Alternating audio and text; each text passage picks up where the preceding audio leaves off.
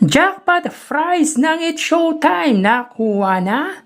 Yan ang pag-uusapan natin patungkol sa dalawang pananghaliang programa dito sa bansa, ang It's Showtime at ang Eat Bulaga. Pero bago yan mga kaparokya at bago natin umpisa ng online viewership nila ay humiling ako na pakisubscribe po ang aking YouTube channel. Paki-like and share na din po mga kaparokya para mas dumami pa po ang makapanood ng content natin. Maraming salamat po sa inyo mga kaparokya. Sa mga kaparokya, umpisan po muna natin ang ating kwentuhan about po sa dalawang pananghaliang programa sa mainit na opening number ng dalawang noontime show. So kanina nga po mga kaparokya, ang opening number po ng It's Showtime ay ang pag-perform po ng Four of Spades. So para naman po sa Eat Bulaga ay ang grupo or yung P-pop group na Believe. So sila po ang nagpainit sa studio ng dalawang pananghaliang programa. At kanina rin po mga kaparokya ay nag-perform din ang second runner-up and Dabar Cud's Choice na si Ruel Carino, ang clone po ni Matt Monroe sa The Clones ng Eat Bulaga. Talagang inaabangan ang batang to mga kaparokya at talagang sikat na sikat si Ruel Carino sa lahat, para sa akin sa lahat po ng The Clones na sumali po sa Eat Bulaga. So kanina po mga kaparokya, umabot po ng 98,000 views ang It's Showtime at 156,000 naman po sa Eat Bulaga. So improving po mga kaparokya ang views na nakuha ng It's Showtime. Bagaman na malayo po or malayo pa rin po ang pagitan ng dalawa, ay masasabi pa rin po nating malaki po ang in-improve ng views ng It's Showtime sapagkat kahit wala po si Vice Ganda ay umabot po sila ng almost 100,000. So dito mga kaparokya, sa highest viewership, ito po yung pinakamataas na views na nakuha ng dalawang noontime show sa episode na to ay angat po or lamang po ng 58,000 views ang longest running noontime show na Eat Bulaga. Kanina rin po mga kaparokya ay nakapamahagi ng total of 32 TV ads ang Eat Bulaga. So sa unang gap ay may 10 ads, sa pangalawang gap ay may 10 ads at sa pangatlong gap ay may 12 TV ads with a total of 32 TV ads. Samantalang hindi po tayo nakapag-save ng ads para po sa It's Showtime. Malamang naman po mga kaparokya ay mahigit 100 TV ads na naman po ang nakuha or ang lumabas sa noontime show ng GMA at ng ABS-CBN na It's Showtime. Pagdating naman po mga kaparokya sa pamamahagi or pamimigay ng papremyo, ang It's Showtime po ay may 90,000 pesos at ang Eat Bulaga mga kaparokya ay may 125,000 pesos. Sa 90,000 na ipinamahagi ng It's Showtime mga kaparokya, 75,000 po dito ay sa laro-laro pick. Meaning mga kaparokya, hindi po nakuha ang jackpot sa laro-laro pick na tumataginting na 600,000 pesos. So malaking papremyo po yan mga kaparokya para po sa It's Showtime. So again, hindi po na nakuha ang papremyo, ang jackpot ng segment ng laro-laro pick. Ewan ko lang po mga parokya kung madadagdagan pa po ng 50,000 ang jackpot ng nasabing segment. 15,000 naman po sa tawag ng tanghalan mga kaparokya, at para sa Eat Bulaga 10,000 sa pera fee segment, 70,000 sa sugod bahay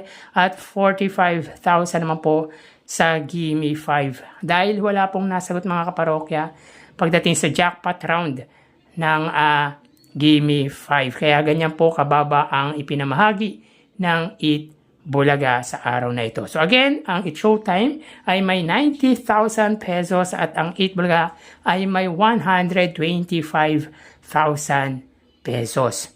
So yan po ang update natin para sa dalawang noontime show ngayong araw. So tara, ating alamin ang online viewership ng dalawang bigating noontime shows. Para sa Eat Bulaga under TVJ Facebook page na may 3.6 million followers at sa It's Showtime naman po na may 19 million followers.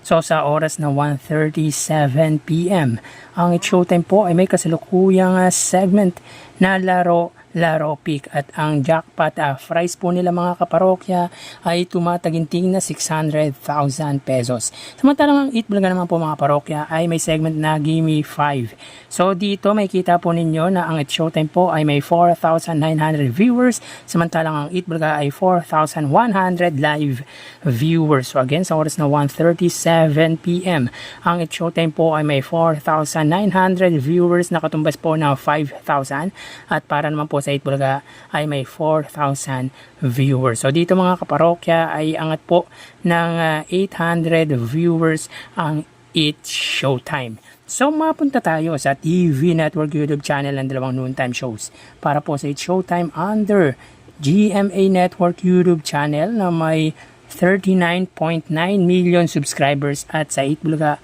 under TV5 YouTube channel na may 2.59 million subscribers. So sa oras na 1:38 PM, ang It Showtime under GMA Network, sila po ay may subscribers or viewers na 32,000. Samantalang ang Itbulaga, sila po ay may 21,000 viewers. Under po yan sa TV5.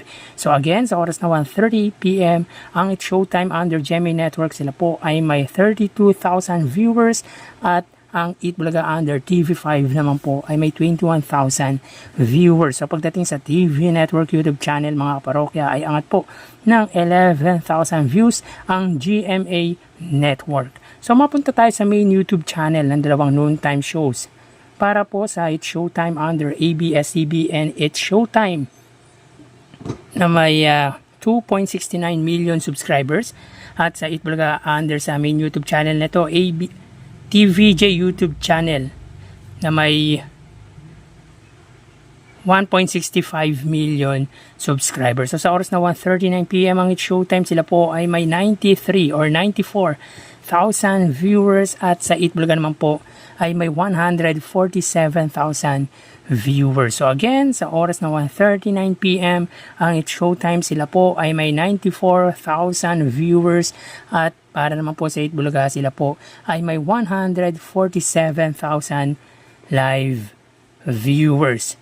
So bali, ang total na nakuha ng dalawang noontime shows ay, mga kaparokya, bali ang total na nakuha ng dalawang noontime shows para po sa It Showtime ay 131,000, at sa Itbulaga ay 172,000. So again, ang It Showtime ay may 131,000 viewers, at ang Itbulaga ay may 172,000 viewers. So sa It Showtime, 5,000 sa kanilang Facebook Live, at 4,000 naman po sa Itbulaga. Pagdating sa TV Network, 32,000 sa GMA at 21,000 sa TV5, at sa main YouTube channel ay 94,000 sa It Showtime at 147,000 naman po sa Itbulaga. So dito mga kaparokya ay 41,000 views ang inilamang ng Itbulaga against sa It Showtime. So yan po ang lumalabas. So yan po ang lumalabas sa kanilang online viewership mga kaparokya as of 1:41 PM. So magpapaalam na po ako sa inyo mga parokya. Mag-iingat po tayo palagi. Thank you and God bless.